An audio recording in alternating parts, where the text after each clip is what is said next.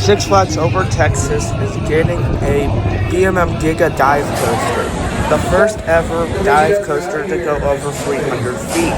So this is going to be an interesting addition to the park. The park has been mistreated for years. Their last major coaster was Aquaman, which was a relocation from the failed Dubai project, so it's really not a major coaster. It wasn't really planned for Six Flags Over Texas. And this is probably the first quality roller coaster for Six Flags Over Texas in quite a while. They've been kind of let down by Six Flags. Before the Six Flags and Cedar Fair merger, this park was kind of mistreated. They didn't really get that much investment. They were overshadowed by Six Flags Fiesta Texas. And this dive coaster, the only reason why it doesn't make sense is that there's Dr. Diabolical's Cliffhanger at Six Flags Fiesta Texas, which is in the same state. But this would be a solid addition. Did I predict it would be the Giga dive coaster? No. I thought it was going to be a BMM mini dive coaster like Rapid Rakshasa at Six Flags Great America. But this caught me off guard. It would be really cool, though, if they had a beyond vertical drop on this coaster, 96 degrees, would be a really good first drop. It would be a really good first drop because you'd be falling 300 feet beyond vertical, which is something you cannot currently experience right now on any roller coaster, which would make it stand out from any other dive coaster. You could actually add some inversions too, but I don't want it to be like every other dive coaster, like Griffin, Valraven, Yukon Striker, or Shikra at Busch Gardens Tampa. I don't want it to be like any of those.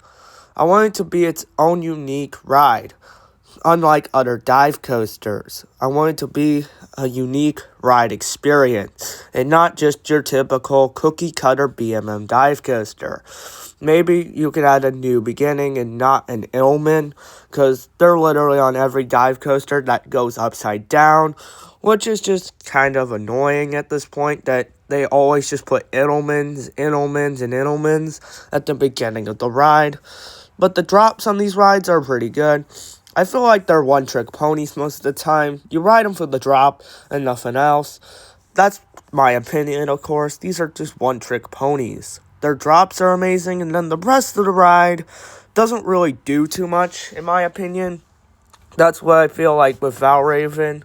It's just for the drop. But Yukon Striker at Canada's Wonderland actually has a layout in the first half. It's well-paced and everything. Then it dies out in the second half, which is really disappointing. It would die out in the second half, which is just not that good. I don't really like Valraven. I don't really like Yukon Striker, but Yukon Striker's my favorite dive coaster. And this could be my favorite dive coaster. It has the same potential as Rapid Rakshasa at Six Flags Great America.